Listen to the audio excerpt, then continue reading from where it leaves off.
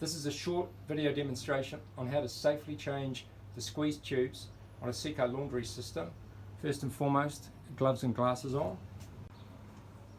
The next step is to make sure that the power to the unit is turned off. This is sometimes achieved by turning a switch off underneath the unit, but that's not present here. What's required is to turn the unit off at the wall. This prevents the unit from firing, pushing product through dangerously onto somebody doing the maintenance, or alternatively if there's a finger in a position that's going to cause any damage to finger and crushing.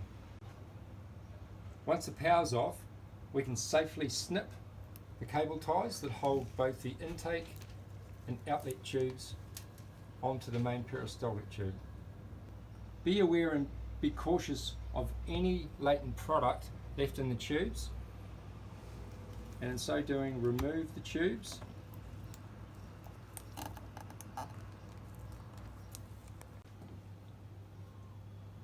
making sure that the tubes are always kept in an upright position. This stops any drips of any product in the tube.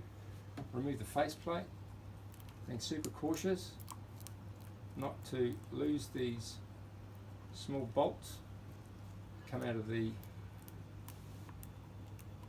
faceplate cover. Now we can remove the faceplate and remove the tube. There's a technique to do this. Normally you can turn the pump manually and easily the tube is removed.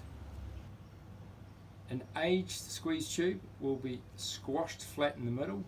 This renders the tube virtually useless for when the pump's running. It will not pull product through and into the machine.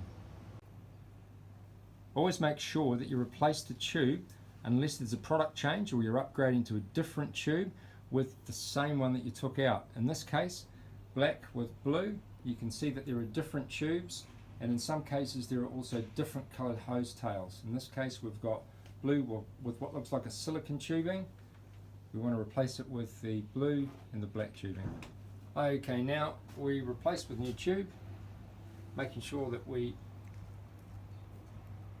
install the tube into the housing the correct way around. There's a little keyway, can't go wrong. Again, turning the pump manually to ease the tube around. There's no force required here at all. Then ensuring the second one is correctly homed, we can then put our hoses back on. In this case we have to make double sure we put the uptake onto the correct one and the outlet onto the correct one. If in doubt, tag them before they're left like this and you get them confused. In this case, we know what we're doing.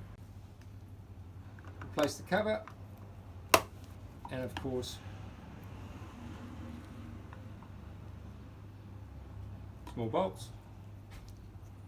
Cable ties back on and snipped nice and close without over tightening. Difficult to do with a cable tie, but they don't require over tightening. What we'd also normally need to do is now reprime those lines.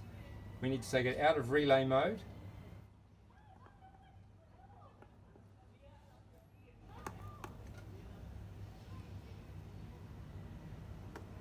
Following those instructions there, you'll see a 5's come up the top. We can now push prime. That pump one's going to go, and that will pull product through, so the line's primed, ready for the next load. We then return the handheld to relay mode.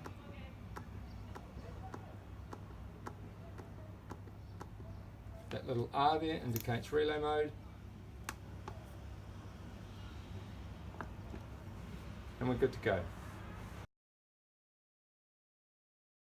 The only difference between SEKO and the Knight pumps is obviously the change of the squeeze tubes.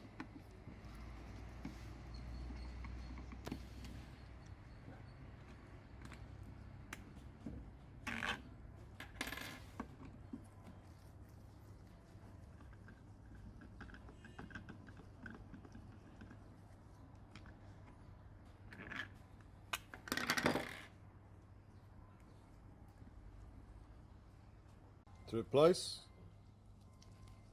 and the same as the other machine, spin around. At the end, just pull the two towards each other, make sure they are level. and then close unit again.